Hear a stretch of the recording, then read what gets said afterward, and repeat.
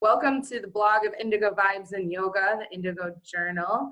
And today I have Sydney with me, a yogi, and we're going to hear more about her experience and just about her path of yoga and what perspectives she has on life. So go ahead and introduce yourself. Introduce your Instagram name. I was struggling the other day to read that, and I was like, I'm going to mess that one up. No, it's totally fine. So my name's Sydney Resner, yoga teacher of gosh, it's been close to 5 years now. Oh, that's weird to say out loud.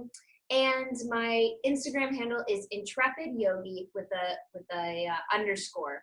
I tried to get it without the underscore, but Instagram won't let me. So. Oh, I know, those are difficult, and you feel so funny explaining that to people. Yeah. Like mine has underscores in there too, and I'm like, I sound crazy saying this out loud. Intrepid is like kind of one of those words that's like not really used, but it's kind of like another word for like adventurer, traveler. So I chose that word. So it sounded better than adventurous yogi. Yeah, which is, probably already somebody's name. So yeah. So tell us about your adventuring, wandering spirit then, if you connected with that as, your Instagram name. What's the story behind that? Yeah, so like I really wanted to, like, obviously, like I'm a yogi, but I'm so much more than a yogi. Like I don't want to be just identified as a girl who just does yoga. Like I also really, really think that there is some serious life lessons that happen when you're traveling. And so, I wanted to combine my Instagram with like a little bit of travel, a little bit of yoga. I just flew back in from London yesterday, so that's exciting. Yeah. And I taught yoga in Sri Lanka for 3 months and learned how to surf and met all kinds of wonderful people.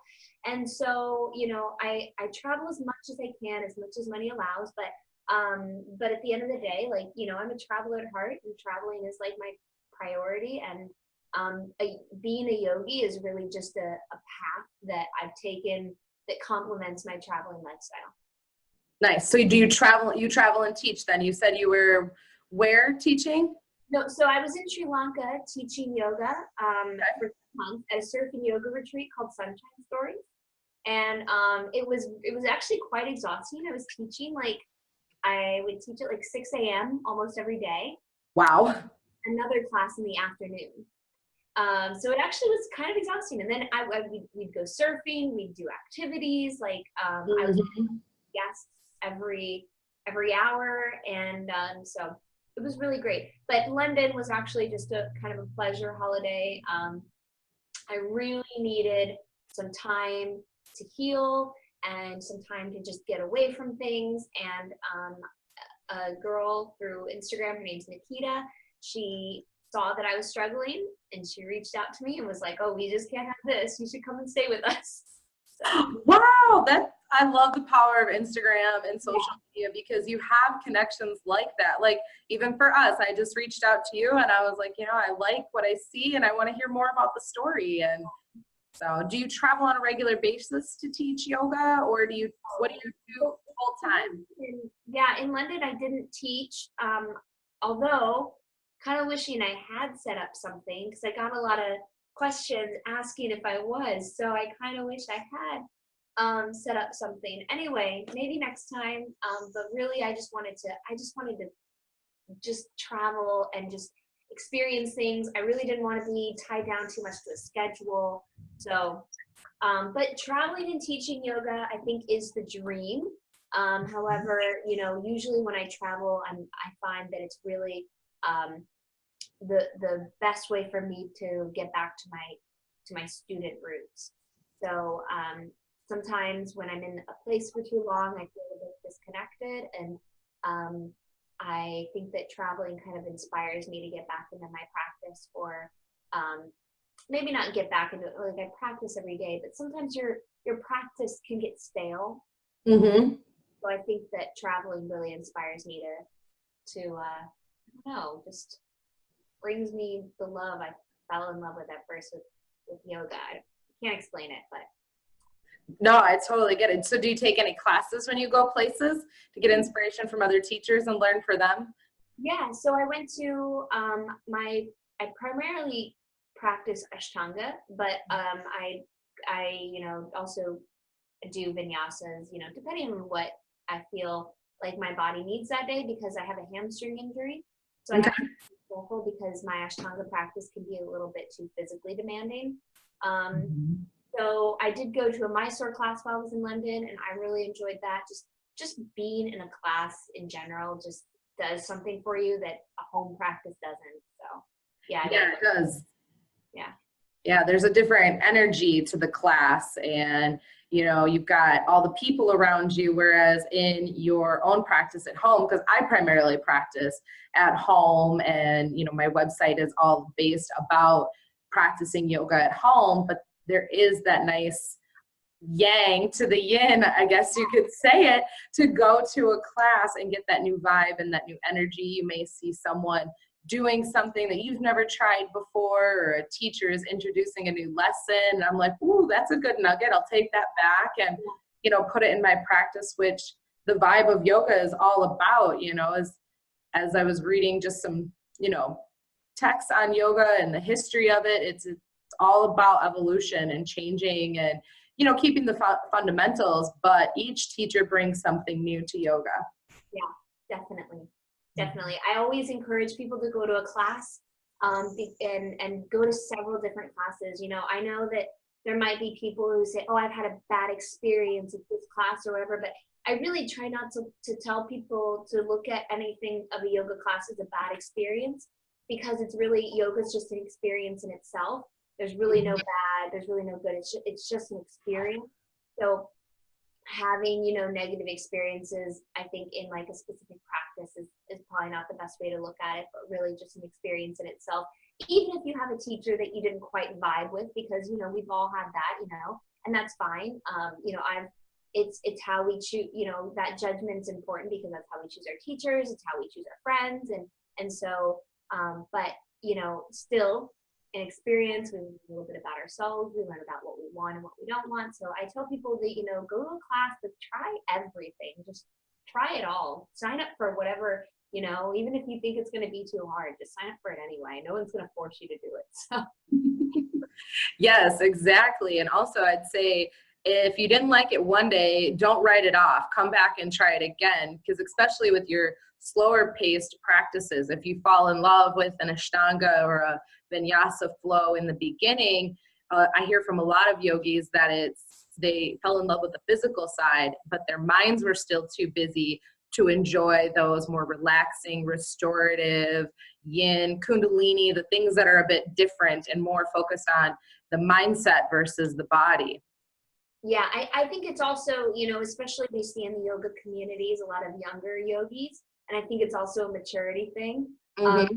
I would say that when I was younger, I was really into the physical practice, and while I'm still like in the best shape that I've ever been in, I do feel that, you know, throughout my practice and as I get older, the more I have a desire for a mental practice, and the physical is important, but I do find seeking for more of a mental benefit.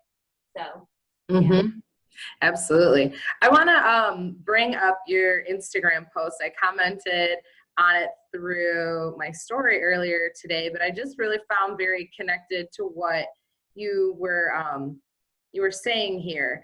I'm going to just quickly read it for everyone, so in case people missed it.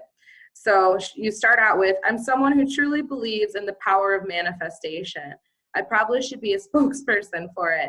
I've seen it happen in my life. I've believed things into existence.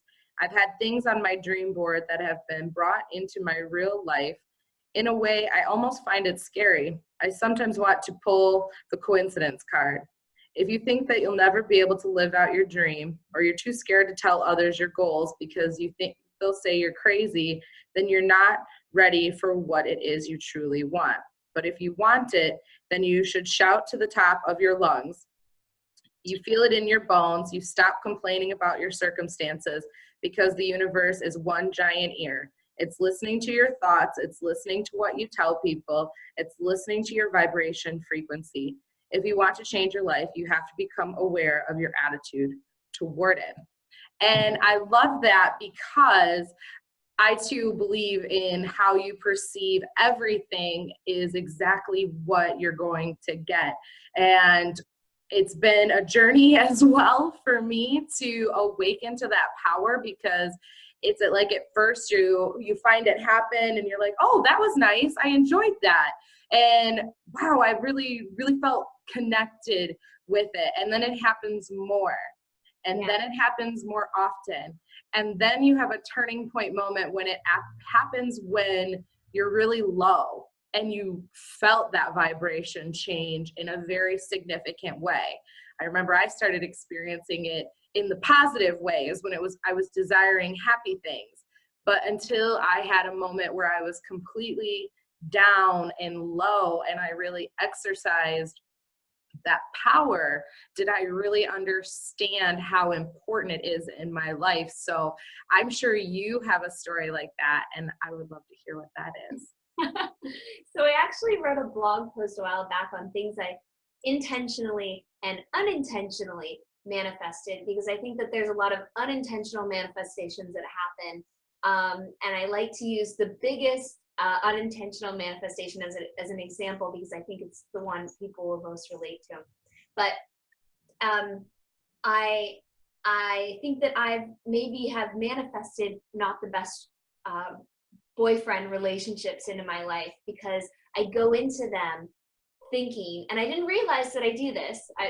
This is a new awareness that has come into my life. So, but I was looking back and I'm like, why do I keep getting the same guys? It's like I just attract these kind of crazy men, and I'm like, I must attract these guys. There's something that I'm doing. There's something that I'm putting out there that is attracting these type of people into my life. And I thought about it and I thought, I didn't feel like I was deserving of anything else. And two, I thought that I would go into every relationship dreading the breakup. And it was like I would play it out in my head. I knew exactly how it was going to go. I knew that they were going to cheat on me, or that they were going to do something that would make me feel insecure. And then it would happen, and I'd be like, I knew it. See, I knew I was right all along, And I thought, wow, this is not a healthy way to look at things.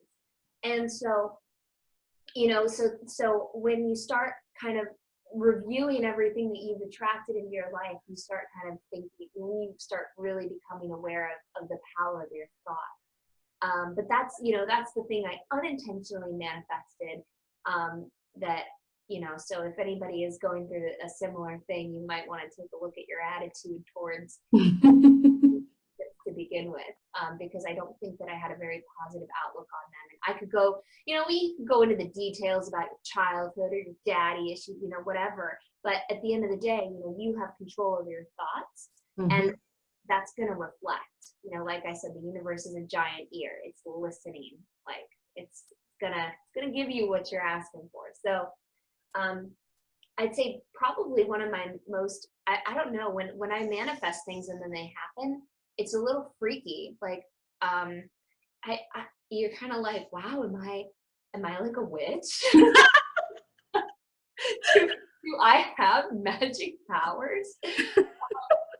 And I would say, because here's the thing though, you can't get discouraged if it doesn't happen right away. And a good example for that would be, so when I wanted to go learn with Kino McGregor in Miami, I went to her teacher training, and when I first found her on Instagram, I just felt like she was my teacher. She was gonna be the one that I met, and I just believed that. I had found so much inspiration. She changed my life.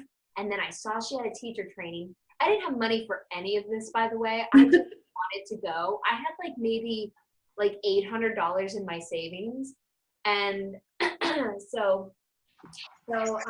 I remember telling my parents, I said, I want to go to Miami. I'm going to go do this thing for a month. And my parents are like, well, how are you going to afford that? And I was like, I don't really know, but we'll see if I get in. We'll just see if I get in. Now, 1,000 people apply and only 20 people get in. So what I did is I was like, I'm going to use my power of manifestation because I'm going. There's a spot there waiting for me. That's what I believed, is that there was a spot in there with my name on it. So I wrote on a piece of paper, I said, I'm going to Miami Life Center to train with Keenan McGregor. And I put that by my bed and I read it every night. I dreamed about it. I would sit there and think about me doing yoga and she's adjusting me and all these things, you know. Yeah. And then, so I mean, I had already applied, and then I got an email, and I was waitlisted, and I was like, oh, no one's gonna forfeit their $700 deposit to, Right. and then you know, but I said, you know what? No, waitlisted is not a no. So sometimes the universe wants to see how bad you want it, Mm-hmm. and then someone broke their foot, and I moved in. And because even though I was waitlisted, I still just kept that belief. Mm-hmm. Belief that it was there, even though it was like a maybe. Yeah. Like the universe was like, how bad do you want this, Sydney? If we tell you that there might be a chance that you don't get in, how do you still feel about it? You know, how bad do you really want it? And I wanted it bad. Yeah. You know, and a story, you know, I quit my job. I had to go out there for a month. Right. Yeah, I took out, opened up credit cards. I paid with credit cards. And I just, and I went out there and I did it. So.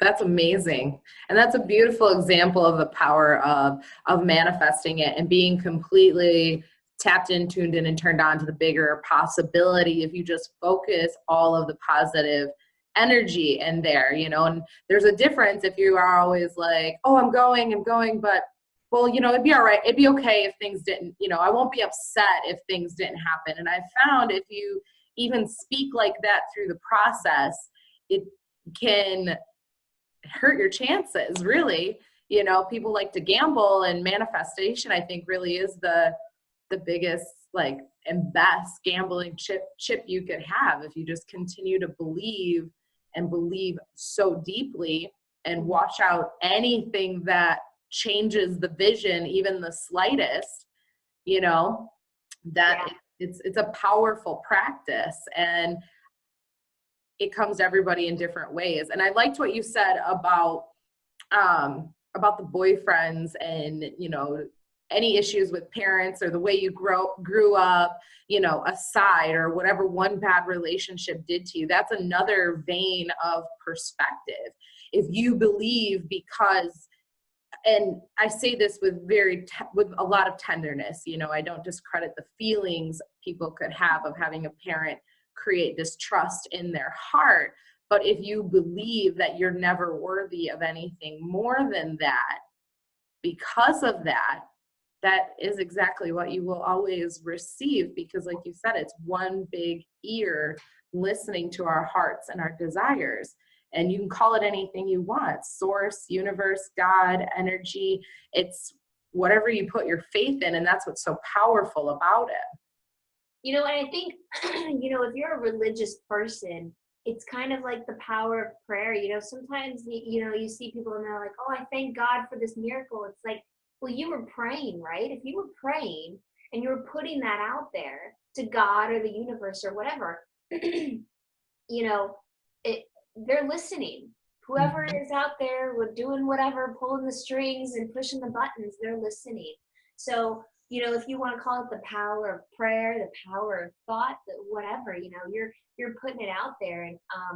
And so I think that that's a really incredible thing, that, you know, it doesn't discriminate against age or race or gender or nothing. Everybody has it. It's everybody has that opportunity. So I think that that's really kind of the beautiful thing about manifesting and thoughts, is that, you know, no one can control your thoughts. No one can take that away from you. Mm-hmm. So, you know, you have that opportunity to really change your attitude. And I think that's a pretty powerful thing. And I also think that it can bring a lot of confidence in your life. Absolutely. Absolutely. One little thing starts happening and doing well, and then you just continue to enjoy that unconditional love and abundance in your life versus looking at everything that isn't bad or is bad. And there's always light in the darkness. I heard a great quote that said, you have to be a little bit broken to let the light come in. So if you're shutting everything out and continuing just to focus, on the negatives, or not even focusing on it at all. I mean, a lot of people that they're shutting everything out, and they become so unemotionally attached to their entire world that all they can see is why things aren't happening a certain way, or their perspective is completely different in outlook on life. Yeah. It's crazy because I read the book The Secret, when I was 16. I did. And when I read it, at that age, when you're 16, it's like, what do you really need? Looking back, it's like, yeah, I mean, I want more money, but what do I really want out of life? And I was like, a boyfriend. Like, yeah, me too. It's like money and a boyfriend. So actually what I did is, there was this guy in school, and I gosh, it would be really funny if he sees this video. But there's this guy in school, and he had no idea who I was. He was in another grade than me, and he was also really tall, and I'm really short. When I would see him in the hallways, I would just like look at him, and he would just look right over my head. Like I didn't even exist. And then I saw him dating this beautiful blonde girl, and I was like, oh, I read the book, and I was like, oh, like I just started imagining us together, like holding hands and all these things. And I think about 3 months later, we started talking and dating. And like, it's just crazy because he had no idea who I was, no clue. And I just knew everything about this guy. That would be interesting if he saw that. He'd be like, what? Yeah, we ended up falling in love, and he was really kind of my first love. And I mean, he's married now. He's got a wife that's as cute as a button. So yeah. So but he was yeah. So it was just kind of another little interesting thing, how you can just really kind of speak things into existence. Yeah, basically everything. I wrote my keynote speech on changing perspective. Mm-hmm. And from the simplest moment of in the morning when your alarm clock goes off, what do you think? Do you think, oh, I have to go to work, or, oh, I don't want to get up, or whatever it may be? If you immediately have this to the alarm clock, what does that vibration do to your entire day? Or do you think, I'm happy to be alive, or this is nice and cozy, I'm happy, I can't wait to get through the rest of the day, or my coffee, I want coffee, it's going to be yummy. Like, how does that vibration change your whole day? Yeah, very true. In fact, I really am big on gratitude. While it's totally okay to want more things, and to want a better life for yourself, and to want more money, and to want more whatever it is you want, I think those things are all okay. But I think gratitude is really a good way to, I almost feel like it's like a cycle. When you're grateful and you really feel that, I think you feel a bit more worthy. And when you feel worthy and you try to manifest things, it just kind of all connects. So I for a while had a gratitude highlighter because I didn't have a rock. But I took a highlighter and I placed it by my bed, and every night and morning I'd look at the highlighter and go through the things I was grateful for until I finally got a rock. But now I have several gratitude rocks by my bed, and I look at them, and I have one in my car, and if I touch it when I'm moving around stuff, or if I look at it, I just go, it's just a reminder. It's just there. It just remind me to go through things I'm grateful for. It can be, family. It could even be, I'm glad that there's no traffic. I'm glad that, I was early to this meeting, Yes. I'm glad that I got this chlorophyll water, whatever. Exactly. Just immense gratitude for everything. And you mentioned the book, The Secret, and I too have read it, and I've recently watched the documentary on Netflix as well. And I believe in there as well, there was just there was a section about having immense gratitude is part of that shifting process. How do we go from looking at things with I call it like a gray, no color in your life light, to looking at everything with a beauty and color and vibrance. And when I take people through meditations, it's always like, how do you see everything right now? Do you see how green and beautiful all these things are? And when you're going through your day, just having that simple bit of gratitude for everything makes the smallest of things beautiful and the biggest of things even more vibrant. Yeah, definitely, definitely. I think of the moment when I got glasses, because I know that sounds silly, but I can't tell you how glad I am that I am able to live in a time where I can wear contacts and glasses. Because Mm-hmm. one of my friends, she was like, "What do you think they did back before these were invented?" And I was like, "I don't know. I would not survive if I was in the prehistoric times, and like I wouldn't have seen, like I would get taken out by like a panther or whatever, saber-toothed tiger.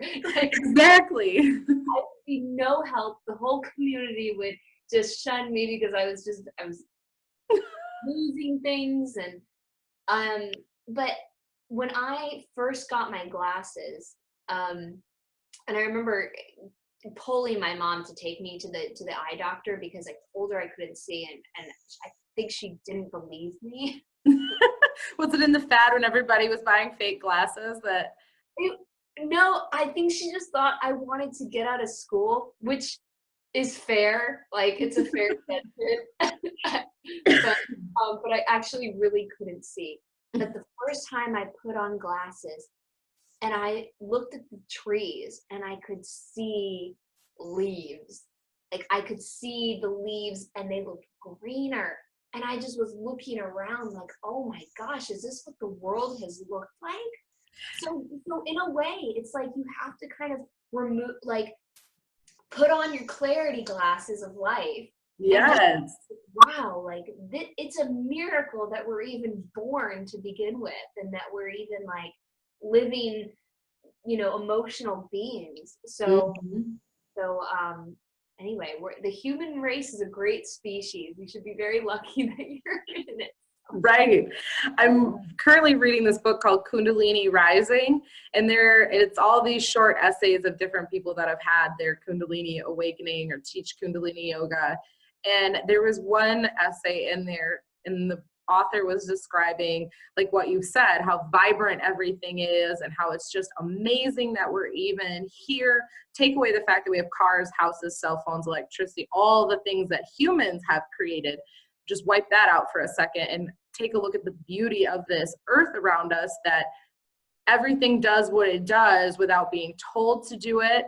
And in the excerpt, it was like, how do we even have time to be doing any of the human things that we were doing? Because if we all truly were living with the gratitude level that we should, we'd all just be going around sobbing uncontrollably at how amazing and gorgeous and beautiful everything is. And there are days that I feel that. I'm blessed to live in Holland, Michigan, and I can go hike our dunes and just have that breathtaking view at so many easy times. And I'm like, that is so true. How can I not just want to weep at how gorgeous everything is around me? Yeah. When I was on a road trip and I went to Sedona, I actually had not looked at any pictures of Sedona. So Okay. so I didn't really know, but when I was driving up and approaching it, I got overwhelmed with emotion and I started crying because it was so beautiful. And I might have seen, I might have seen pictures of Sedona, but I had not done like any research. I pretty much just put it in my Google Maps. But because like, I heard it was really nice and everything, but I don't know, I didn't really do a lot of research. But anyway, when I approached it and I could see this big red like rocky mountains, and I just was like, oh my gosh, it was like looking at a postcard. I was just floored with how beautiful it was, and I felt so grateful to be on a planet like this. And Mhm. anyway, yeah, it was very, very, kind of an eye-opening moment of what if we looked at everything like this. Yeah, absolutely. Absolutely. And the beautiful thing is we literally can remember that. Even maybe when you're in a bad situation, you can pull that memory back and just remember how gorgeous there really is. Or gorgeous things and feelings and emotions, just re-invoke that energy that you had looking at that. In fact, you know, I look at some of the bad relationships I was in and seeing kind of not, maybe it wasn't textbook beautiful, but what I've gained out of it is sometimes, you know, there's beautiful in the ugly, and because I really think that I don't think that I would be the strong and inspired woman I am today without those hardships. Absolutely. Absolutely. Sorry about that. Let me turn the volume off on this thing. Yeah, absolutely. Everything that I believe that as well. Everything that we go through there's a nugget of teaching in there, even in the worst of worst, you know, like you hear the stories of people that, you know, were taken unfortunately into human trafficking, but even within there, they remained connected to grace and passion and compassion and this unconditional love for self, and remembering that self is worthy of better, and not getting sunken into that because of their external situation diminished anything about who they were. And it's said hundreds of times all over the internet, all over the world, that the most successful people in life on any degree are the ones that continue to remember happiness, self-worth, gratefulness, undying or unconditional love and compassion for themselves and the world around them. And they practice the manifestation powers. You know, what I think is really interesting is that the idea of manifestation is really all around us. It's just maybe put into different categories, such as, you know, like I said, religion and praying. And even in the Hindu religion, we have Ganesh, who is someone who is supposed to take down your obstacles. So, you know, people go to Ganesh as someone to relieve some of those obstacles. And their idea is that if your obstacles aren't relieved, then there's a lesson in there that you need to learn. And I think it's a really great way of looking at things, that sometimes if you're, you know, manifesting and you're like, you were really close and maybe it doesn't go your way, and you've shut it out and you've stopped manifesting, and you're like, oh, this doesn't work. It's just not the way to look at things. You got to look at it with like, okay, there's something I need to learn here. Like, what is it that I need to do differently? So yeah. And what I find when I have things that I manifest that don't go in the pathway that I intended them to, I then in that moment, like you said, take a step back and look at, okay, why did that not go that way? Was there something about it that the universe knew wasn't exactly good for Chelsea? Or was I just not aligned? Did I need to do something to be more prepared, to be the best person that I could be for whatever it is I was calling in? So I don't know if you've heard that before. Yeah, absolutely. I think it's really interesting because the Ford, you know, Harrison Ford, the motor people. I don't really know much about car guy. So I'm gonna sound really stupid, but something about an 8-cylinder. They were trying to make. He said he, you know, had a team of engineers. Said, I want to make an 8-cylinder, blah blah blah. And they were like, it can't be done. It can't be done. He went bankrupt trying to make this 8-cylinder thing, believing it can be done, but, you know, failed like countless times, wasted all this, I don't know about wasted, but spent a ton of money, you know, people coming back to him saying, it just can't be done. It just can't be done. Anyway, today we have 8-cylinder cars, and it's like $1 billion industry. Exactly. Just it goes to show, I mean, that, you know, someone can put in all, you know, he spent all this money, but he kept the faith, kept the belief, and, you know, here we have some of the best cars on the road. So yeah, I always think that about bridges, because I love Key West, Florida, and we my husband and I enjoy flying into Fort Lauderdale and then driving out to the Keys sometimes. And as we're going over these bridges, and there are a couple as you're getting way out there that are very long, like more than a mile, that you're traveling across this bridge. And I'm seeing the old bridge that's deteriorated and the new bridge. And I'm just looking at these things going, wow, humans are incredible. That 1, 2, 3, an engineering team of people got together and said, we want to build a bridge from here to here. How do we do it? And not just the essence of making sure the bridge will hold the cars, but the building process of how are we going to get all of this out here? And, you know, waves and the ocean and nature fighting against us. And that these people just sat down and brainstormed and tried and tried and tried, but because they believed that it could be done, it happened. And we don't have to build bridges to connect islands, each individual one of us, but if we believed badly enough, it can happen. I think one of the biggest things, you know, is that people who don't believe in this kind of stuff for manifestation and say, oh, it's all coincidence or whatever, you know, I kind of want to be like, well, I mean, do you have a better idea? Like, right. You know, because I mean, I really want to make my dreams happen. Right. And this is what makes it work for me. Or having a positive attitude is better than having one like, meh, you know, Right. I mean, do you not have a better idea? Exactly. Like, oh my gosh, I love that you said it like that, because it really is. It's like, does anyone have a better idea of what we could be doing with ourselves for the, you know, easy 80 years that we're all here and things like that? And yeah, absolutely. That's a beautifully said. Do you have a better idea? So, but I think that the power of manifestation is it's just really incredible. And I try to put that on for everybody. And I think it creates some hope for people. And I think that's hope is great. Faith is better. But I really think that, you know, even if people can just get a spark of hope going, it means something. My friend Kiki, who I just stayed with in London, I was telling her how special that time was for me to be there, because I so desperately needed that feeling.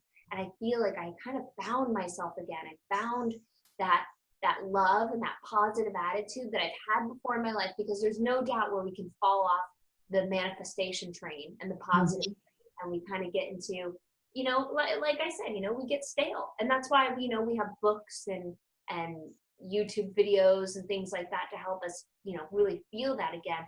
But, you know, she said the same thing for her, that, you know, I kind of brought back a sense of hope for her, because I was also feeling that there too. And then that's projected on other people. And then, you know, so if we all could get on the hope and faith train, you know, we can do some amazing things. Because I think what people miss is that, like, you know, if you want more money, there's money out there. Like it's out there. You just need to find a way to draw that to you. You want more friends. Well, there's friends out there. There's people out there. There's good people out there. And you just got to figure out ways to draw that to you. Or if you want more opportunity, the opportunity is out there. It exists. Yes. So it's something that is like, you know, totally out of this world. You know, these things that you're wanting probably exist.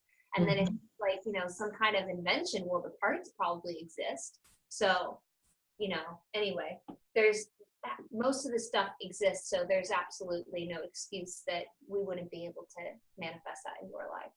Yes, I love it. And I love that, I know it wasn't like a big group, you and her, but I love that the connection of two ladies coming together and enjoying each other's company, taking time to go experience all the things that you experienced, and both walking away with this sense of rejuvenation, a new spark in your soul, and this reconnectedness is really a powerful thing too. I know here in Michigan, and going to new women's circles, and the more that, and here again, here's the law of attraction, the more that I've been thinking about women's circles and really diving into how important they are, more of them are showing up in my life. I've met like 4 people in the last month that say, oh yeah, I host a women's circle. Oh yeah, I've done that. Or, oh, have you heard about this one? And I'm like, that is amazing, because I love the Native American culture. And one big thing that,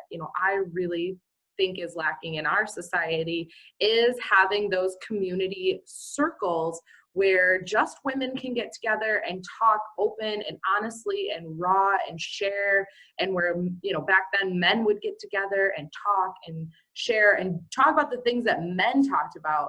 And I think we all need a whole lot more of this. So I don't know if you've had experiences like that. Well, I mean, with London, obviously, but other things and situations, and what you think about that. Yeah, so for a while, I went to this thing called Bling, and it was like a thing where it was in my hometown where business women would get together and we'd all kind of network. It's funny you mentioned women's circles, though, because today I actually thought to myself, I really think I need to create a community where women can get together and we can share our social media tips, or we could talk about our goals, and we can help each other, and we can be a support, or we can do, whatever it is that, we want to get out of the group, that it could happen, Mm-hmm. But it's kind of funny you mentioned that, because I actually thought today about starting something like that. So, even yoga, because the thing about I live in a small town, so there's not a lot going on. There's not a big yoga community. There's not a big vegan community. There's not even really a big I don't even know what kind of big community we would have here. A retirement community? We have a big retirement community. Yeah. What we have going on, but yeah, it's not really probably my, I definitely want to move, but in the meantime, how can I thrive? Mm-hmm. So. Yeah. And I've had the same nudges as well, as, getting to know more women that are doing these. And I just wanted in my life more. I'm like, maybe even like a morning coffee club or something for women would be fantastic. Yeah, definitely. I agree. So hopefully, I can try and put something together and together. And maybe it doesn't have to be necessarily on a business note, because the other thing was more of about a networking and business connections, and kind of a way for small businesses, women owned, can put their name out there and stuff, which is great. And they had like raffles and everything. It's a really nicely done little group, but I think I want something maybe more on the spiritual side. Yeah, the healing, and you always stay tapped in and aligned with what's perfect for you, Yeah. Oh, I love that so much. Well, is there anything else about where we could yoga with you? Are you teaching anywhere? Are you traveling anywhere? What's coming up for you in your life? And what, just kind of to wrap up here. Oh boy. Okay. So I have like things that are kind of in the works. I had someone reach out to me about teaching in a workshop with CBD oil. I've done it once before with the sponsorship of Blue Ridge Hemp. And they have great things, so everybody should go check them out. Blue Ridge Hemp. I think that's about all it is. And they sell CBD oils. They're selling like, oh my gosh, that I have watched that company grow. I mean, it is insane. And so in Charlottesville, trying to get something like that together. Might try and go teach down at their personal studio at Blue Ridge Hemp in North Carolina. Awesome. But I actually have been looking at platforms where that I can teach yoga privately online with students. So that is in the works for me. I would like to do that. For a while, I was a little standoffish about the online teaching, just because I prefer something a bit more personal. But I think as I'm growing, and as I'm not able to just travel and all the time, and I still have a real job.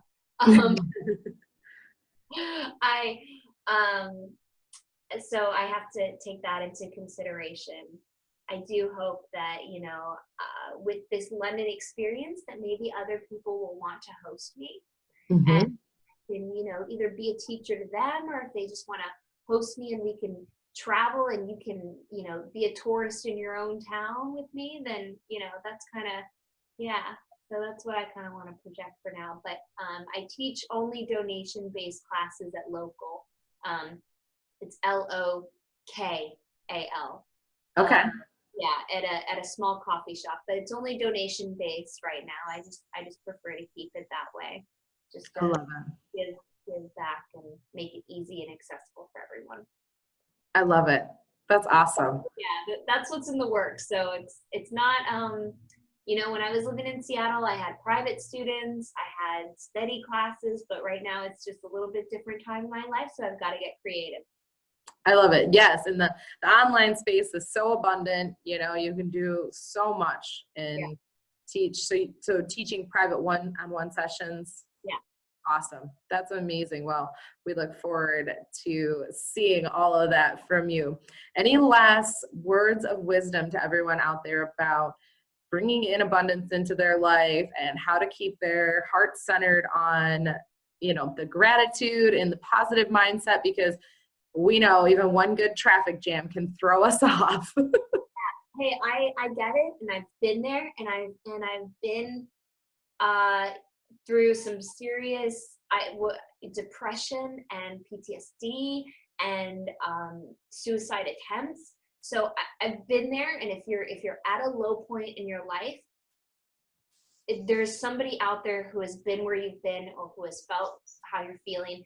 And I just want to extend it out to people that if you need a pep talk, you can message me and I'll boost you. I love it. You know, you're awesome. You know, like, you just got to believe that you're awesome, and it's awesome that you're even born here. And you just have to believe that you have something to offer people, and that you're not a waste of anyone's time. You're worthy, you're deserving, you're incredible, you have amazing things to offer, and there's people out there who want exactly what you're offering. So you just have to believe that. And if you need a pep talk, just message me, because, you know, I'm here as a support. You know, I'm really big on giving back and giving people my attention when they need it. And I just think that that's, you know, really important. And so if anybody ever needs a pep talk or whatever, I'm also here for that. Awesome. I love it. How can we connect with you? Yeah, so best way to connect would be probably through Instagram. I do check my email. I'm just not very, I just don't respond as fast. That's all. Yeah. But on Instagram, you know, I respond as quickly as I can. And I'm here for everyone if you're going through a tough time. And, you know, not to say that life is all sunshine and rainbows, but, you know, there's definitely healthier ways to just live a little better. You know, bad times are going to happen, but it doesn't have to reflect on your whole life. You know? Yes. Well, move forward. So yeah. So Instagram would be the best way, and my email's on my Instagram. So I love it. Awesome. Thank you for sharing your story with us today, Sydney. It's really been amazing, and we look forward to following your journey as well, and maybe sharing in the journey. What's that? Oh, thank you so much for having me. You are so welcome. Fun.